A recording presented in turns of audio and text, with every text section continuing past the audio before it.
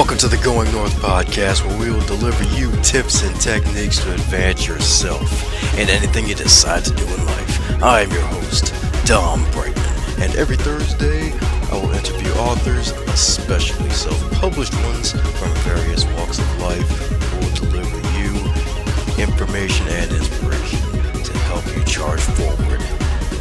On a quick side note, be sure to check out my book, Going North, on Amazon.com. It's available on ebook, paperback, and audiobook. Now let's get on with the show.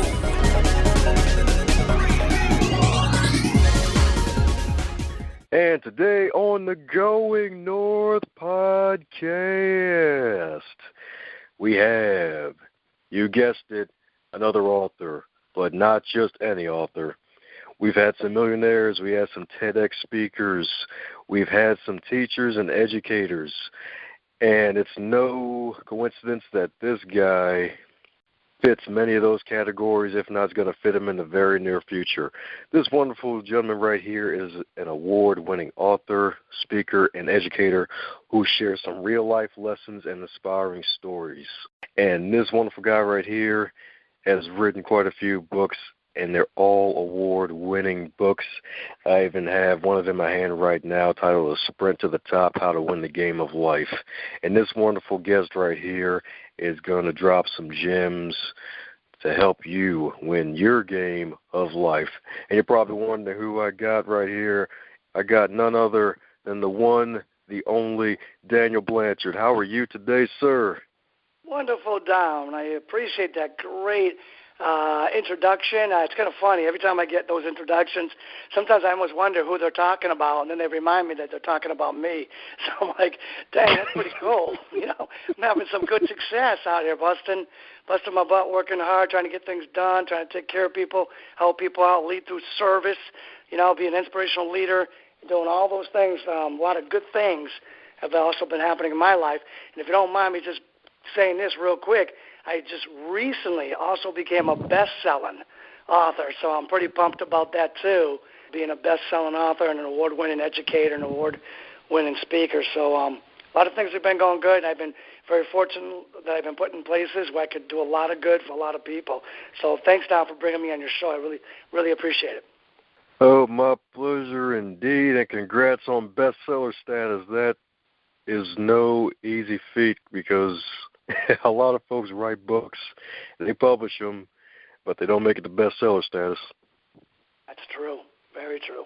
Yeah, I think there's something like, I think I heard some crazy statistic about something like maybe 1 million books, almost 1 million books a year come out. So there's a lot of competition out there. And, you know, like I said, I'm just grateful that I've been put in a position where I could do a lot of good, and I'm ready to share some really good stuff with your audience tonight. Oh, yes, sir. It's going to be fabulous. And like with all introductions, they're not allowed to be 2 hours long, so mind filling in the gaps where I may have missed some things? All right, let me just say real quick, Dom. I was born in a situation that wasn't advantageous. I was born in Hartford, Connecticut, the capital city of Connecticut, but I was born down in the very poor section of Hartford. My family was the only white family in the neighborhood.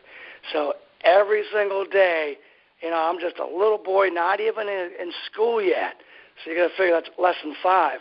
I'm out there fist fighting, out down the corner, everywhere I went. Me and my brother out there fist fighting as people, you know, are chasing us, calling us honkies, wanting to fight with us. And that was my beginning, you know, outside the house. And then inside the house, it wasn't any better. You know, unfortunately, I had a very abusive, alcoholic father who I believe was dealing with some of his own mental health issues, and he was self-medicating to try to maybe deal with it. Of course, he wasn't dealing with it. He was just becoming a violent, angry, unpredictable drunk. So that's like where me and my brother, you know, that's where we got our formative years, which, you know, anybody will tell you that's not a good place for your formative years.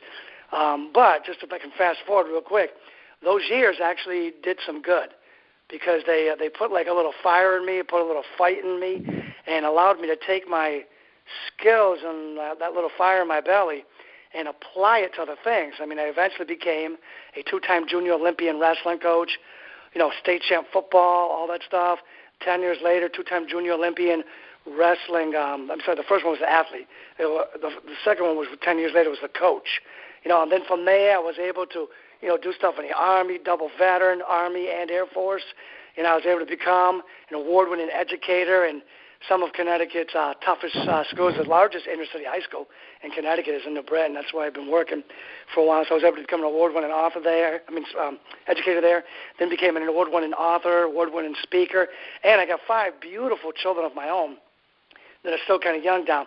They're pretty much from 17 to 7, and I've been lucky enough to write parenting columns, in that realm. I've been lucky enough to write columns and books in the academia vein and also the leadership vein and the teen leadership vein. So I've had a lot of things going on, and I've been put in situations where I could do a lot of good. I know I keep saying that, but I'm going to say it again. I mean, I'm in some tough situations, but in these tough situations, I can do a lot of good, and I've really climbed and really excelled and done well. So I'm grateful, and I'm giving back, Dom. I'm saying that's what it's all about, right? You got to give back. Yes, sir, indeed. We're all given one life. Got to live to the best of our abilities and help as many people as possible when we're traveling through this part of it. Yeah, no doubt. Beautiful indeed. Thank you so much for your service as well in the Army. My father also served in the Army as well, so you are definitely in great company. Yeah, cool. And I thank your father for his service, and I thank all servicemen and women out there. I mean, they help make this country a great country, and without them, we would be lost. So, and I got to remember when I was in there, Dom, I remember you always went the extra mile. You know what I'm saying? There was no question about that. You always went the extra mile when you were in the service, and part of that has transferred over to my life after the service, where I always go the extra mile. I always get up earlier than others. I work harder than them. I stay longer than them. But even with all of that intensity that I've learned from my upbringing and the military, there's still another side to me that's a very empathetic side, a soft, tender, loving. I'm going to give you some good guidance. I'm going to have patience with you. I'm going to meet you where you're at instead of screaming at you and howling at you and expecting you to meet me where I want you to meet me. The world just doesn't always work out that way. So it's much better for us adults if we could figure out ways to, let's say, meet our youth, where they're at. Or it doesn't even have to be youth. I mean, we got 40, 50-year-old people walking around here that could use a little help and a little guidance. They might not admit it, but they could use a little help and a little guidance, and they need you to meet them where they're at as well. So it's definitely something I've learned. So coming full circle, the military is a wonderful thing for building yourself up and creating habits of success. I thank everybody that serves and people that are thinking about serving. I say, hey, you know what? Keep thinking about it. It might be a good thing for you. All right, so cool. Glad we got a chance to talk about that too, Dom. Yes, sir, indeed. And it's really amazing how you're able to just get through the Army where it's a lot of rough and tough guys, and then just being one yourself, especially being in wrestling as well, and then finding a way to bring out a gentle side as well and have that balanced out. That's really amazing. Yeah, I think it's a little bit of the yin and the yang. You need a little bit of both, So any advice for those who are looking to get to that point where they can somehow keep that balance, where they can be the gentle giant but also rough and tough when necessary? Well, that's a good question. I know I've actually written some articles on, how necessary the yin and the yang were, and I'm a former history teacher. Actually, I'm going back into teaching history next year. And, sometimes I bring up the example of World War II, how our boys went over there to fight, for democracy, and our ladies stayed here, and they went into the factories. And what happened was those factories created the arsenal of democracy, and it wouldn't have been possible without the girls. So you got the men that were fighting the war and the ladies that were creating the products that we needed to fight the war in the factories. we needed that balance. Without that balance, we wouldn't have won World War II. And very few people know this, Dom. But believe it or not, the first 6 months of the war, more women died in the factories from accidents inside those factories, handling like ammunition and those sort of things. So more women died in the factories than the first 6 months of the World War II than the men that died on the battlefield. You know what I'm saying? So if you think about that, what a contribution that is that goes unrecognized. And that generation that won World War II came to this country, came back to the country, and they built the highways, and they built this country, and they worked together doing it. So it obviously is so important to have that male-female working in unison, or that rugged side of I'm going to win this versus I'm going to help you. We have to have that unison. So that's a very good question. I mean, how do you remember to do that? And it's not easy, especially when you've grown up like with an existence similar to mine, such as, being in an abusive home, living in tough neighborhoods and schools, then later on being a big-time, football player and wrestler and Army and all that stuff. And I think one of the good things that maybe helped me was that I always had a mom in my life that was like a saint. I'm saying my mom was like a saint. I had 4 sisters, so there was always like females in my life, even though I'd always seemed to be off doing combat in one way or another with the males. But I always had like these females in my life, and they were like, especially my mom, she was like a total angel. So I think that just some of that rubbed off. And my mom was strong. She was very, very, very strong while being gentle. So I think some of that rubbed off on me. And I would say, and I always say to the students that I teach, because it drives me crazy down when I see them like disrespecting their mom or thinking that she's just a girl, or I'm saying she's just my mom. I'm like, no. You can't be disrespecting your mom. Your mom is everything to you. You know what I'm saying? You've got a ton that you can learn from your mom. So I would say that to all the young males out there that think they're tough guys, I would say make sure you're spending some time with your mom. Make sure you're learning from your mom. And if you got sisters, try to learn from them too. But your mom's a little older, a little wiser, so definitely make sure you're learning from your mom. And, your buddies aren't going to call you a mama's boy.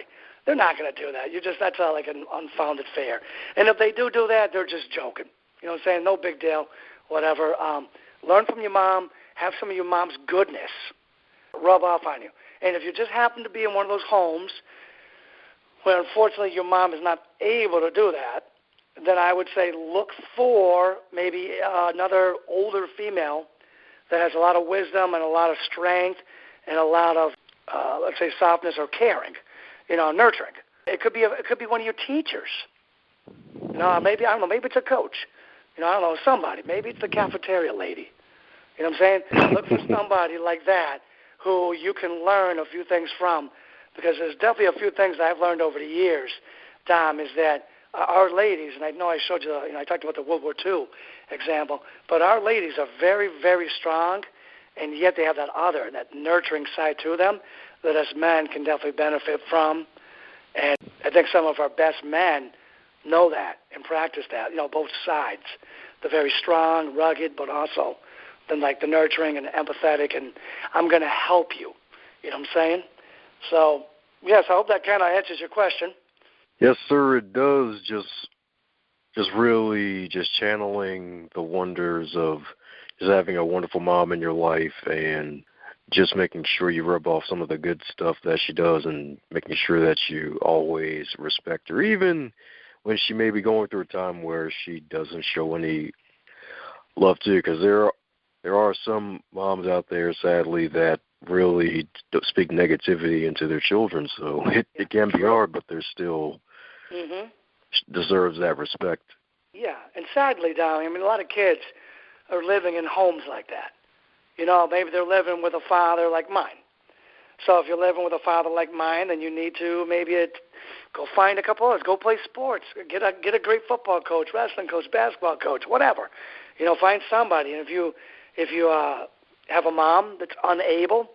I mean, moms carry a lot on their shoulders. I mean, it happens all the time. There's a lot of pressure on parents. A lot of pressure on parents.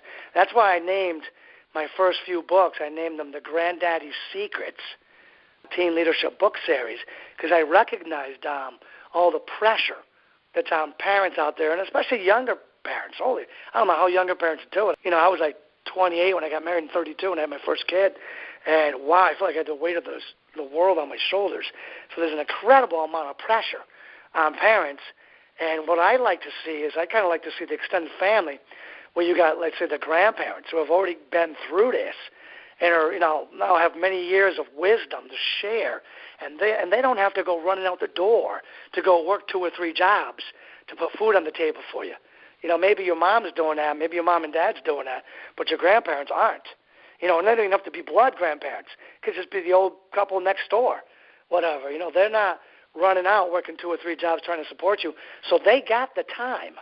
They got the patience, they got the wisdom, and you know, I always thought when I was writing the Granddaddy's Secrets Teen Leadership Book Series that how wonderful it would be for the American society who so prides themselves on just being independent.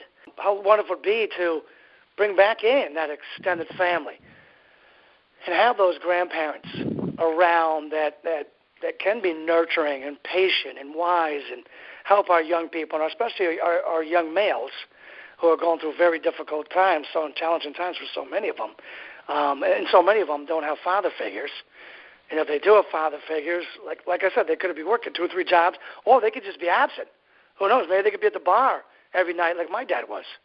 You know what I'm saying? So that's why I named my first series, the Granddaddy's Secrets Teen Leadership Book Series, because I just think it's a resource that we should be tapping better with the older generation in this country. If we somehow figure out how to do that, even if it's on small scales, I think we can definitely raise better boys. What do you think, Tom? Oh, it can be done. It can be done. We can do this. Yeah, I definitely agree that we can do this, and I think we need to do this because it's rough times right now. I mean, we're seeing too many. I say, and I'm not trying to be too negative here, but I run a club.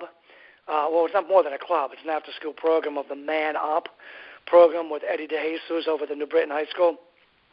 And I'm constantly saying that too many men are falling down on the job, as in, you know, fathers. Too many fathers are falling down on the job, and our young men, like, they don't have anybody. You know what I'm saying? And they're out there doing crazy things. So that was one of the reasons why me and Eddie DeJesus, the New Britain High School Guidance Counselor, started up the Man Up program, because we're like, we need these young men out there to have good role models and to be somewhere safe after school and to have good role models and to learn what it means to be like a real man, you know, a real leader, and it ain't the stuff you see on TV. And I know, Dom, you had just said many times not even the stuff they see in the neighborhood or even the home, but I know, Dom, you said that you got my book, A Sprint to the Top. The previous book to that, A Sprint to the Top, is a sequel to The Storm, and the subtitle is How Young Men Become Good Men. So you can see, Dom, that this is like, you know, this is an important thing to me, our young men. I'm worried about our young men, and I want to try to do everything I can to help our young men become good men who eventually become good leaders, who become good husbands, who become good fathers, and maybe someday down the road, good civic leaders, community leaders, and then hopefully someday down the road beyond that, good granddaddies or grandfathers. I just can't even, I'm getting goosebumps right now, Dom, thinking about all the good that could be done if that wave kind of just takes over and we get these young men becoming good men and then all the good things that follow that. So I'm doing all I can do for that. And I know, Dom, with your podcast of Going North and you trying to help improve people's lives and people's abilities, I know you're doing, you know, a lot of that as well. Yes, sir. Yes, sir, indeed. It's kind of how we got connected. Yeah, absolutely. Fortunate that I got connected with you and having a moment to talk to your audience. So what do you want to talk about next, Dom? Yes, sir. So you mentioned how you were basically the only white kids in your neighborhood as a little one, and you had to basically fight every day of your life. Yeah. Oh, my goodness. It's funny, Dom. Not a lot of people. I mean, I work at a very diversified city, very diversified high school, and all that. But it's weird. I mean, people they know what racism is. It's out there. A lot of people have experienced racism, among all the other isms. But it's funny when I talk about I experienced like reverse racism. I mean, because if you look at me, I'm the white male, highly educated, have become successful, and people look at me and they just think, this guy's got it made. This guy's got no problems. This guy was probably your typical person, considering where he is now. He probably had all the breaks in life. And they would have never guessed that for the first 7 years of my life, maybe starting at like 3, but I don't think I was fighting at 2. But maybe starting at 3, I could have been fighting. But they would have never guessed from that age on, at least during that block, that I was experiencing reverse racism, where it was definitely not an asset to be the only white family in the neighborhood, and me and my brother, the only white 2 boys in the neighborhood. It was absolutely a liability. And I got to feel right up front, in a very, very early age, what that was like and what people's hatred towards somebody being different or looking different. I got to feel at a very early age what that was like.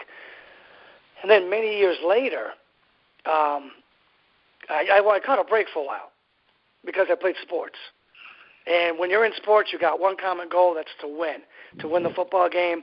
A lot of that racism thing disappears. Everybody plays as a team and win a lot of games, and we did over in East South. We won a lot of games with my football team. We were state champs.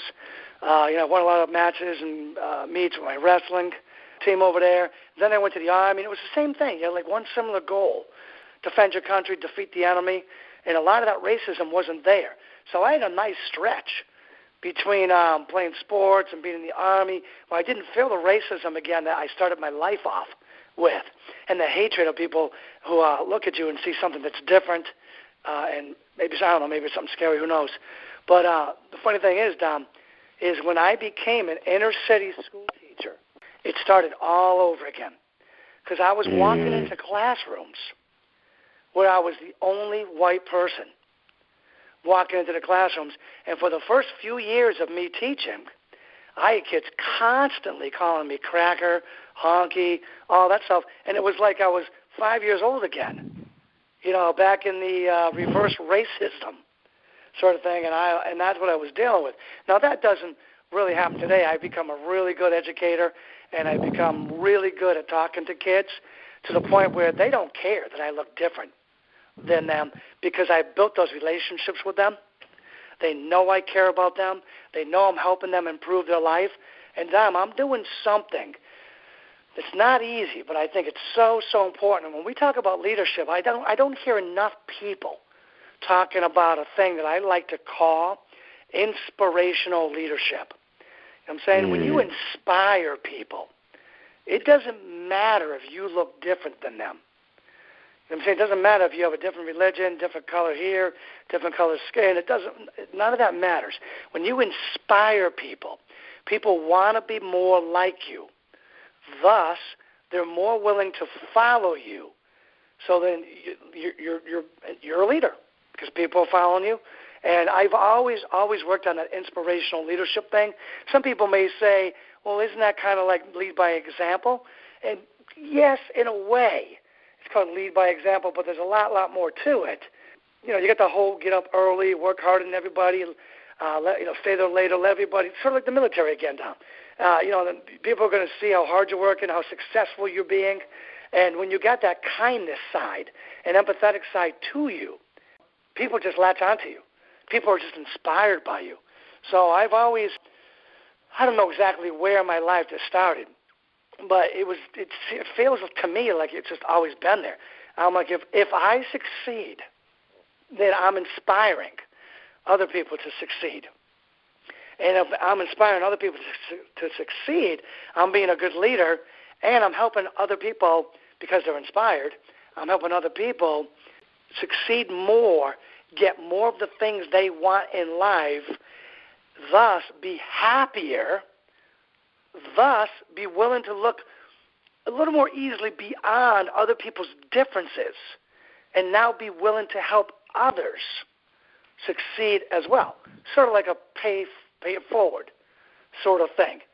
So, and I guess, I mean, earlier you asked me, Dom, about the where did I find that empathetic side, that nurturing side, and I didn't mention it, but I guess maybe those early years in my life of the reverse racism maybe was at least one factor that was involved in there besides just having a mom that was a saint, was that, I know what it's like to be picked at, fought with verbally and physically because you look different or you're not maybe as athletic or as fast or can't fight as well or whatever it is, whatever the difference may be. I mean, I've lived it in the beginning of my life, throughout different parts of my life, and I know what it's like.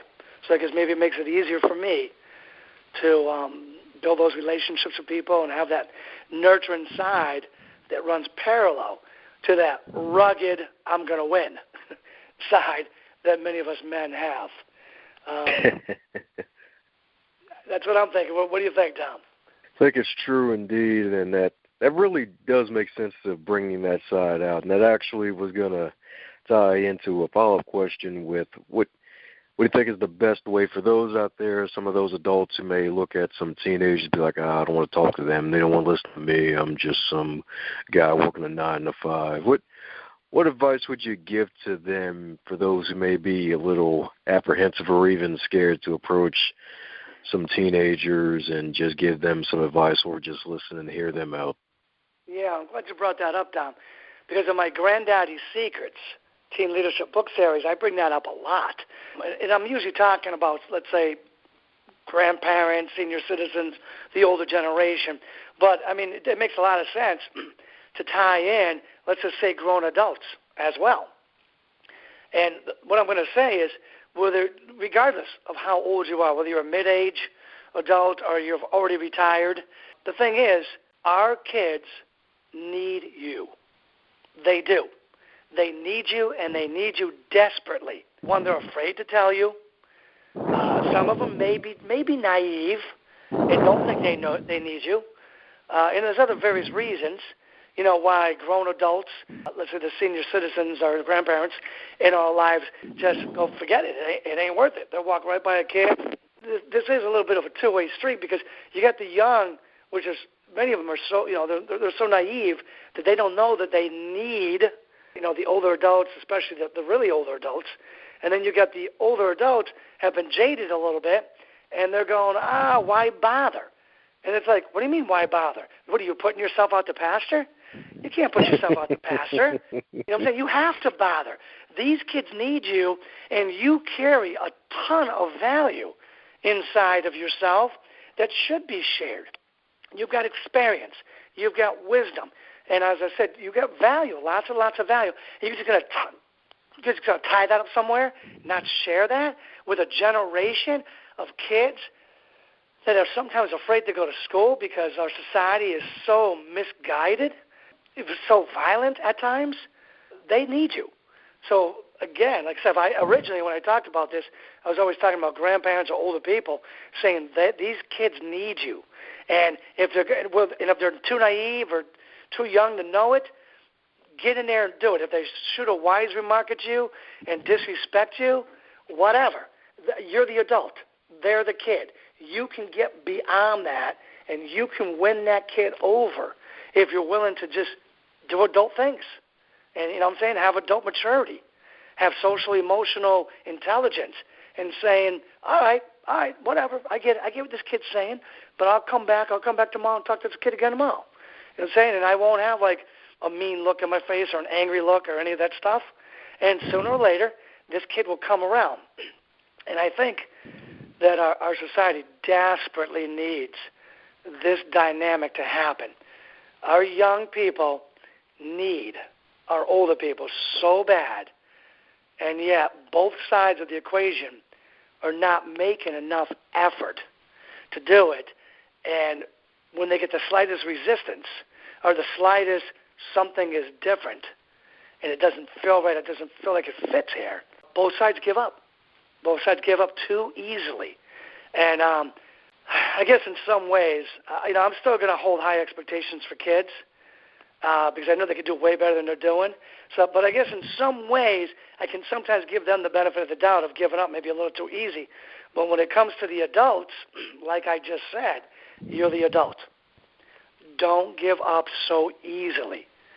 Sooner or later, that kid will come around, and you'll make that kid's life better. And then think, how many lives that kid's going to go off to make better? And then think, when you're helping somebody's life become better, you're helping yourself. I mean, you've got so much value, and you're just going to tuck it away and not use it, put yourself out to pasture, get old fast? I mean, why? Why would you do that to yourself? So I say, get out there and help our youth. They need you. Amen to that, indeed. It kind of reminds me of one time I was hearing this pastor, he's a guest preacher, talking about how he was running the youth ministry at the time, and he wasn't getting as much positive feedback from his group as opposed to some of the other ministries where they would give that pastor certain gifts. But then a few years down the line, some of the kids he was mentoring in the youth ministry would come back and greet him and say, hi, I've done this and I've done that. And then they just thank him for all they've done. And some have even come back to actually donate thousands of dollars to the church to keep it going. So it's really important, just like you said, it's a two-way street. I mean, yeah, no doubt about it. It definitely is a two-way street. And if I can compound on that just for a second, Dom, that's one of the tough things about being a teacher or a pastor or any adult that's in a service position with kids is that the product isn't finished when they leave you. You know, the kid is not finished yet, but they may have that little buzz in their ear, you know, down the road, whether it's, 6 months, a year, or 10 years down the road, they may hear your voice in their head. And that could be, that voice in their head could have made all the difference in their life.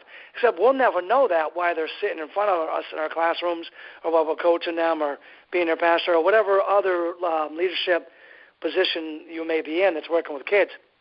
And that is sometimes thankless, frustrating as all heck, because you're sending a product out into the world that's not complete yet. But many times they come back.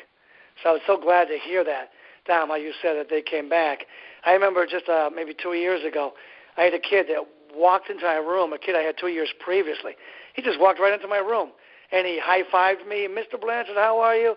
And then he started lecturing all the kids, going, you better listen to this teacher. This teacher knows what he's talking about. He taught me. He changed my life. In the last 2 years, I've done this, and he named out some really impressive things. And he goes, and it was all because of this man.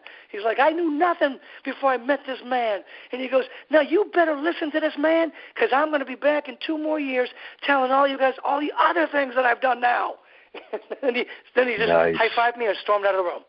And I was just like, wow. I guess it was a sprint to the top indeed, huh? Yes, no doubt about it. So I'm thinking it's getting pretty close to 2 years. I'm wondering if that kid's going to come back and do that sort of thing again. It totally caught me by surprise. I had no idea he was coming in, no idea he was doing it. But I got to tell you, Dom, the years, the days, the months, the years, the frustration of us adults who deal with kids, unfinished products, when that happens, it makes up for a lot of that. I mean, we get reminded that we are doing good things, and we got to hang in there and continue to fight that good fight for our youth because they deserve it. And this country needs it. This country needs it. We need good future leaders, and we got to stop having people fall down on the job of trying to create that. Yeah, so I'm still thinking about that experience with that kid coming in. It was amazing, simply amazing. Yeah. I bet you affirmed yourself that day something wonderful was going to happen to me, and you weren't sure what wonderful thing was going to happen, didn't you? Yeah, that must have been it, right? Just wishful thinking, positive thinking, and positive action.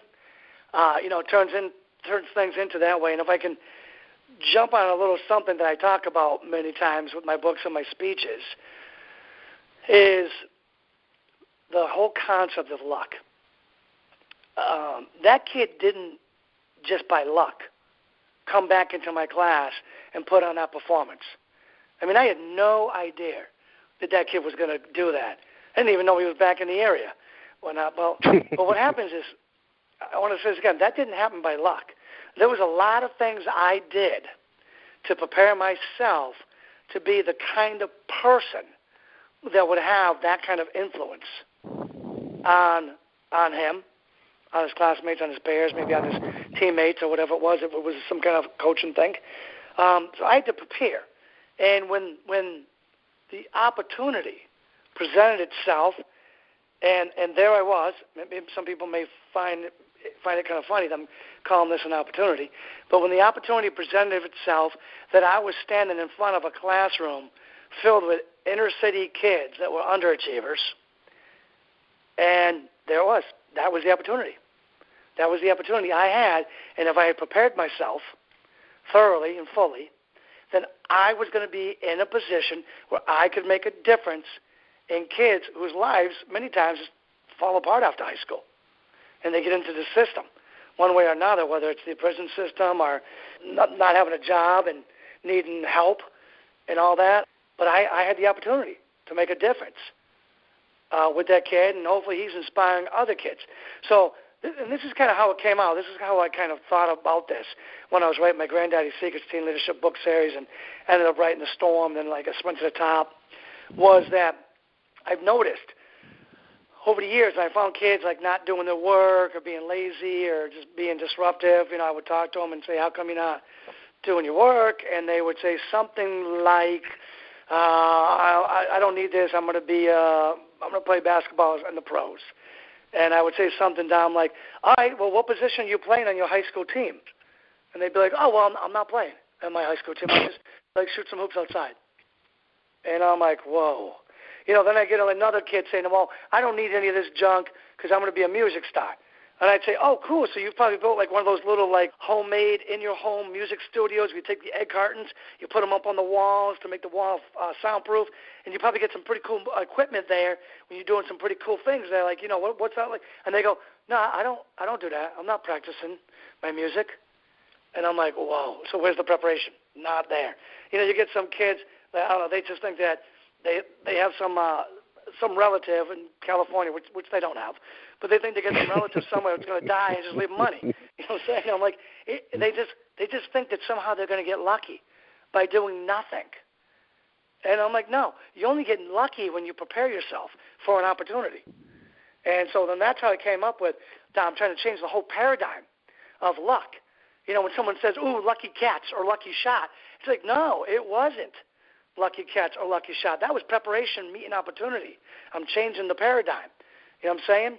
So when you're sitting in that seat in your classroom doing nothing, or when you're on your sports team and you're cutting corners on the laps and you're not fully preparing yourself for what's coming up next, if that opportunity, which it most likely won't, present itself, because you're not putting yourself in the position for an opportunity to present itself so you can be lucky.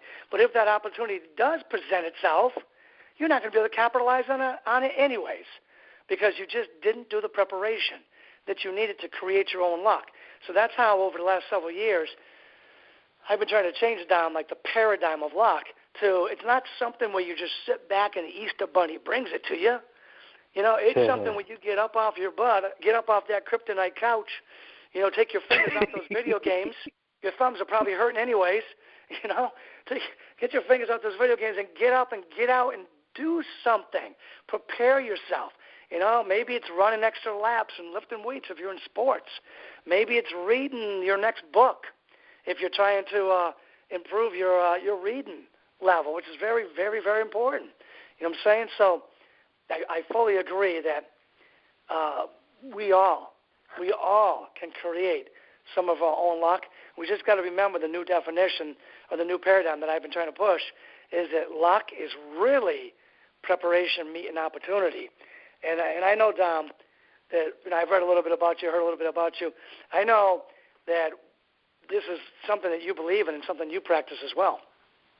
Yes, sir, indeed. Yes, sir, indeed. I agree with it, too, especially when I was able to finally get your book, and I got to page 10, and then you dropped the CANDI acronym, CANDI, constant and never-ending deliberate improvement. I love that. Oh, yeah, me too. And I do that CANDI little logo. I have every kid that puts the CANDI logo on top of the paper gets a point for that day's assignment. I had a huge CANDI logo above the door the kids slap. We talk about CANDI all the time.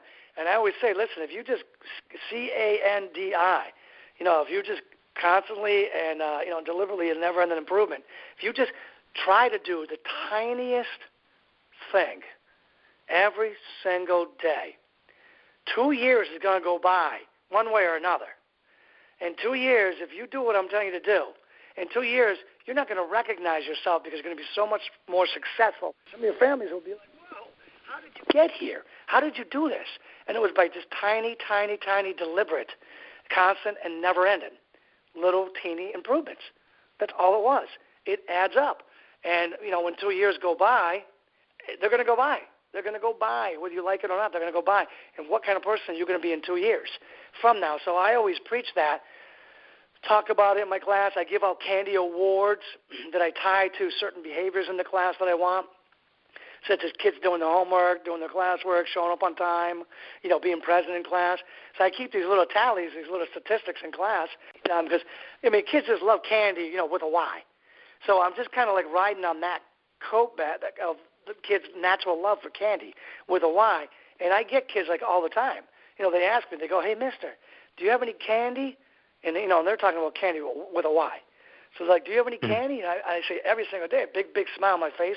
And I go, I absolutely do. I sure do have some candy with an I for you. Yeah.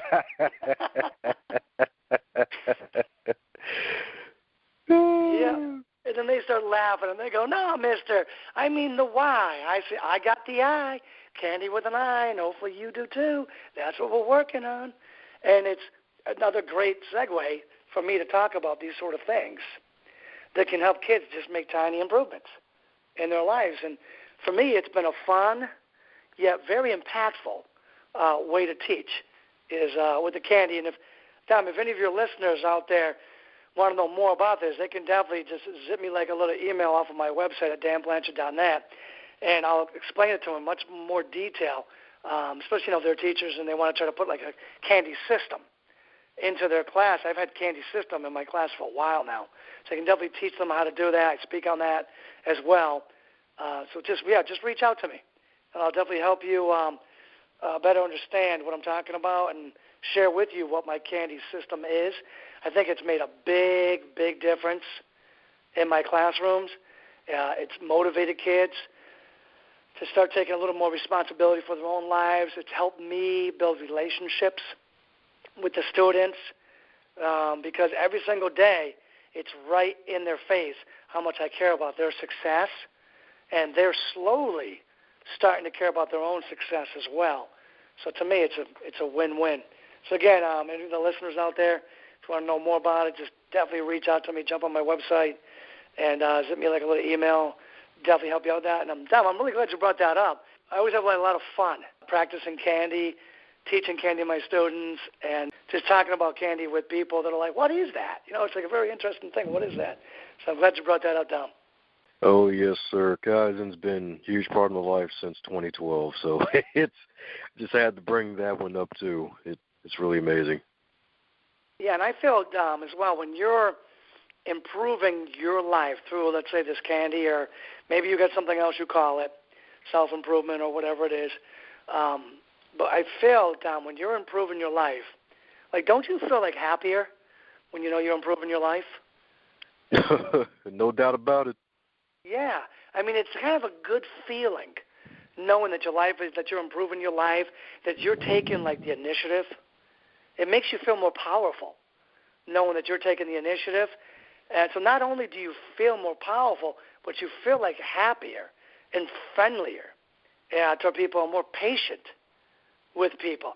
So, I mean, to me, it brings on just a great, like, psychological state within yourself where you can eventually really start climbing the ladder of success and find yourself somewhere that's really, really good, where you can make a big impact on the people around you. And when you're there, people will say great things to you, about how they wish they were there. And the funny thing is, Dom, and you probably get some of this as well, when that happens, I just go, I don't really think like much of it. I'm just like, listen, I'm just a guy that wrote a few books, or I'm just a guy, that can give good speeches. You know what I'm saying? Like, because what's happening is I'm thinking about what's next. So because I'm thinking about what's next, because I'm always thinking and practicing this candy, because I'm always thinking about what's next, it's keeping me very humble with where I am now. So when people start saying all these things like, oh my gosh, you wrote a book, wow, and I'm always like, whoa, slow down. I put my pants on just like you. You know what I'm saying? I'm just a guy. I'm just some guy. You know what I'm saying? And like, it's funny when I'm on the radio shows or sometimes TV shows or whatever it is, podcasts. I always joke around with my host that I'm a terrible writer, and they always start laughing. And they're going, yeah, award-winning author, best-selling author, all that stuff. You got all those books. You write a dozen columns, blogs, all that stuff. And they're going, and they laugh because they think I'm joking. But I'm like, no. I mean, in my mind, I'm humble. In my mind, I'm like, no, but it's true. I'm not that good of a writer. I'm just a guy that worked at it. I'm just a guy that went out there and just decided to write some books. And I had certain strategies I used, which I transferred over. I borrowed from like other things I was successful in, like sports. Saying how what do I do to become successful in sports? Well, why can't I do that in the classroom? Why can't I do that as an author? Why can't I do that as a speaker? I'm saying, and it goes on and on and on, what you can do there. But the thing is, like, just to circle back around, I think that if you're practicing this candy thing, if you constant, never-ending deliberate improvements, you're always looking for what's next. So you're never fully satisfied with where you are at this moment. It's kind of like a whisper of discontent in your ear that keeps driving you, but at the same time keeps you humble and keeps you helpful. So I would definitely say it's definitely worth learning a lot more about the whole candy phenomenon. And I think the world could be a better place if more people practice it. Oh, yeah, definitely. That's the sweet tooth that everybody needs to tap into right there.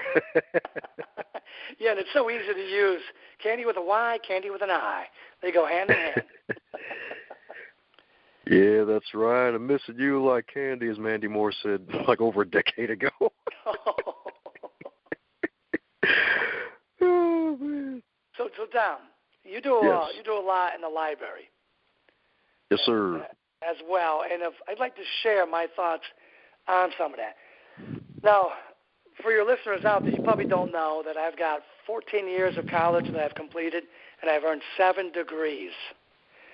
And when people hear that, they go, wow. And if I can circle back, I just go, it's not that big of a deal. I'm just a guy that just hit the books. You know what I'm saying? I found some success, and I just hit the books. But what is a big deal is that my 8th degree I feel is my most valuable degree. And people look at me and they go, whoa, you just said you had 7. And I go, well, yeah, officially. I have 7 college, university degrees. But I've got another degree. I call it my 8th degree, but sadly, nobody really accepts it as an official degree. And I find that my 8th degree is probably my most valuable degree, and I love it because it's such an equalizer, and it levels the playing field. And what it is the free public library. I'm pretty sure I've read around 1,000 books by now, and they were all free because I was able to get them from the free public library.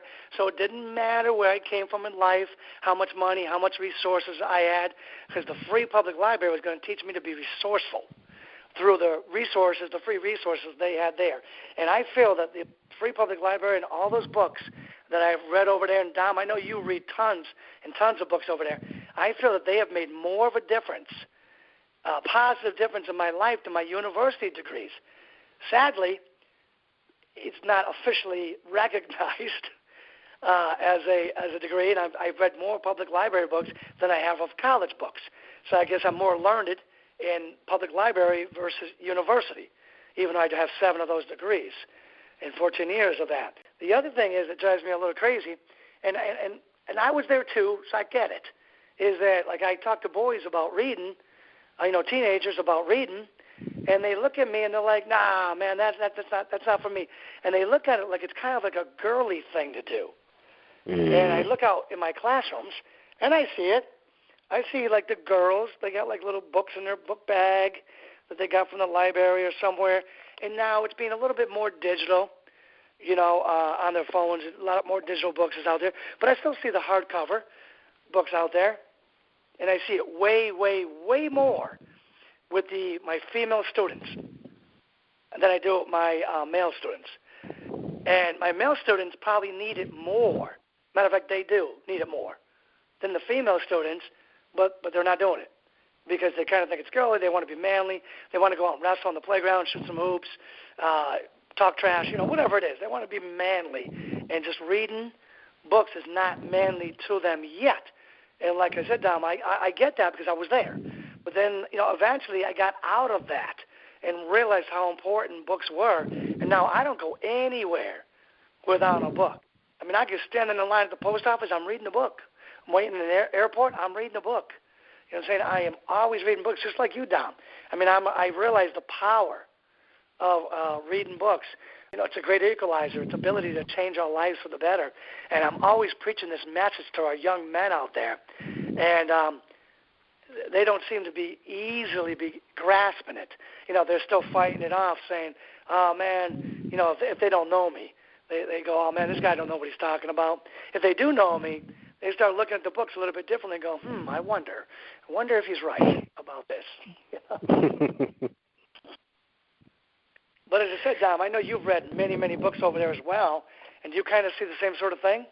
Oh, yes, sir, indeed. But, yeah, I totally agree with you. Your 8th degree is definitely the most powerful one because it's the great equalizer where it's a free library, books written by those who have gone on to the glory and some that are still alive today, just putting out content to help you really just charge forward and give you that edge that everyone needs out of life, as well as sometimes to just get a little bit of escapism in.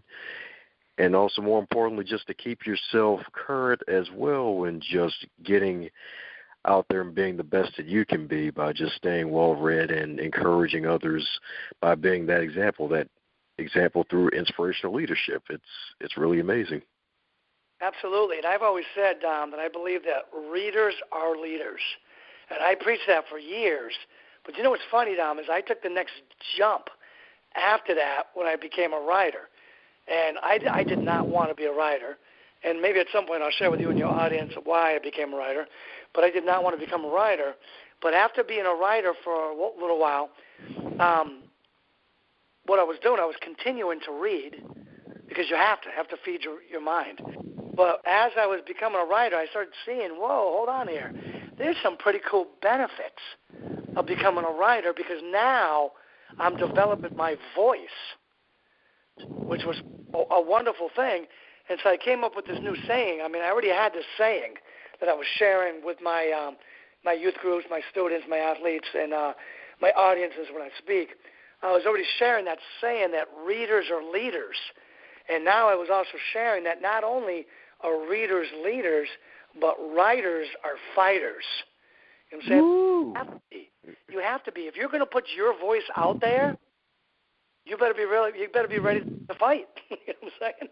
Because someone's going to challenge your voice at some point. Maybe not today, but at some point somebody's going to challenge your voice, and you better have the courage to. Maybe fighter is a little too strong of a language, but you get my point.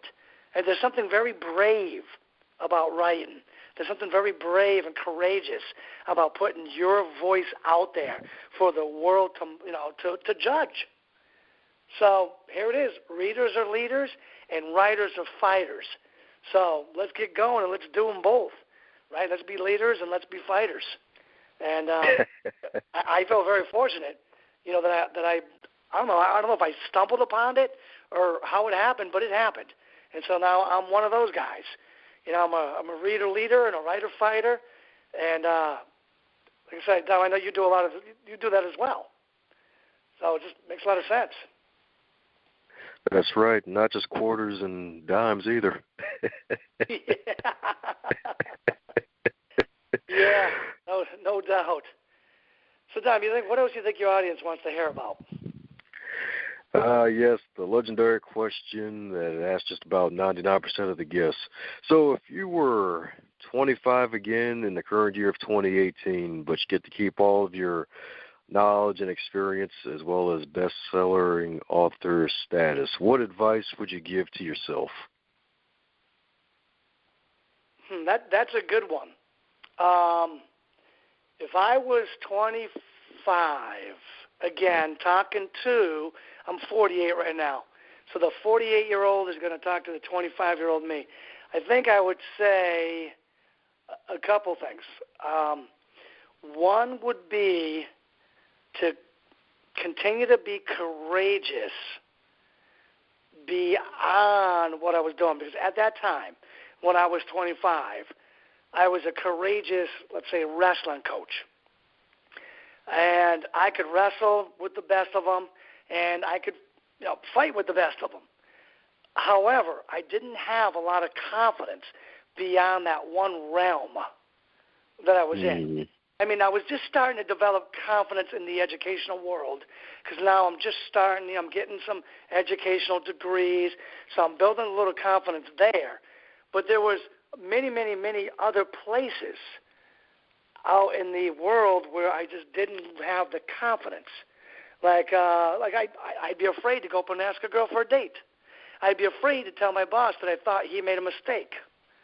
You know what I'm saying? I'd be afraid to tell one of my friends, listen, there was many, many places where I just didn't have the confidence and was maybe even afraid to maybe speak up and say something. Now, if you put me on a wrestling mat, I'll go toe-to-toe with you. And I'll have all the confidence in the world. Or if you want me to teach you how to wrestle, if you want me to coach you, I have all the confidence in the world that I can do that. But there were other realms in my life that I don't think I was courageous enough and bold enough in yet. And then, over the next 20 years, that would slowly develop. And I'd become courageous and bold in many, many different areas over the years. Although I guess, come to think of it, I'm maybe still struggling a little bit with that, because there are still things or spares that I'm not very comfortable with yet. But what I would say, again, the 48-year-old Dan Blanchard talking to the 25-year-old Dan Blanchard, I would say you're better than you think you are. You're more capable than you think you are outside of your one main thing, which is like wrestling.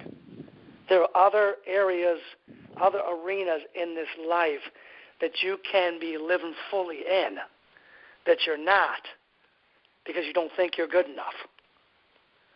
And you are. So grab the bull by the horns, be courageous, be bold, live life fully, and go out there and make a difference. A positive difference, a difference that can be passed on for generations and spread wide, really wide. I think that's what I would say, Dom.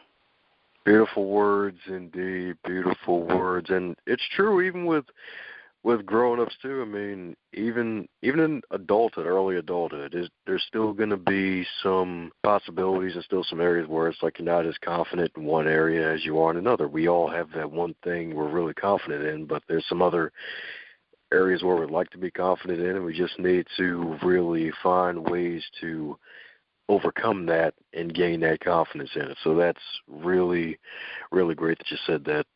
Cool. I agree, and I thank you for giving me the opportunity, Don. All righty. In addition to DanielBlanchard.com, what are the other ways folks can keep in touch with you to get some more candy with the I and not the Y? Okay. Yeah, great. They can look up DanBlanchard.net, or they can look up GranddaddySecrets.com, or they can just Google. Just Google Granddaddy Secrets or Google Dan Blanchard author, Dan Blanchard speaker. I'll pop up all over. I'm on all the social media channels. pretty much. Like the Facebook, the LinkedIn, the Instagram, the Twitter, the Pinterest, the Google Plus. I'm all over YouTube. I'm all over there. So, Dom, your listeners will have no trouble finding me on social media. Just Google me if you need to. I'm on Amazon and multiple places. Got a couple teen leadership books out there. Got some academia books out there as well. Putting together at the end of this summer a couple speaking books, professional speaking books. I'm going to be throwing out there hopefully by the fall. And then next school year, as well as working on everything I'm going to be working on, I'm also going to be putting out a couple parenting books as well. So I'm going to be all over Amazon, let's say by the end of next school year.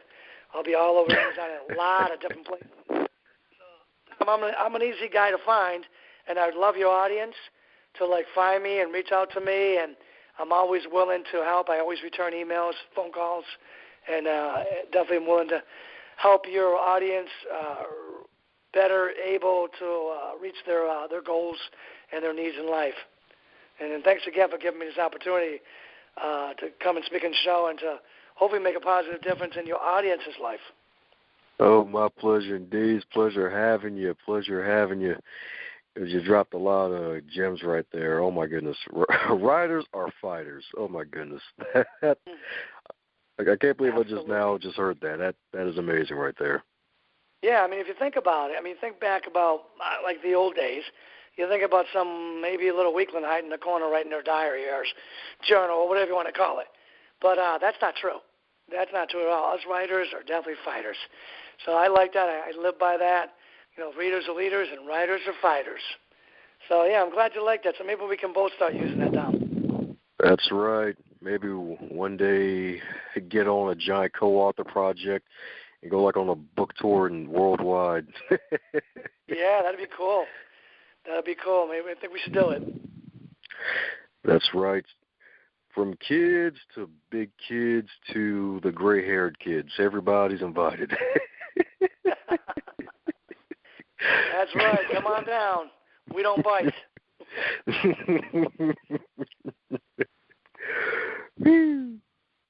Oh, boy. Well, this was a good show. I enjoyed this, Dom. Hey there, buddy. Looks like you made it to the end of this episode.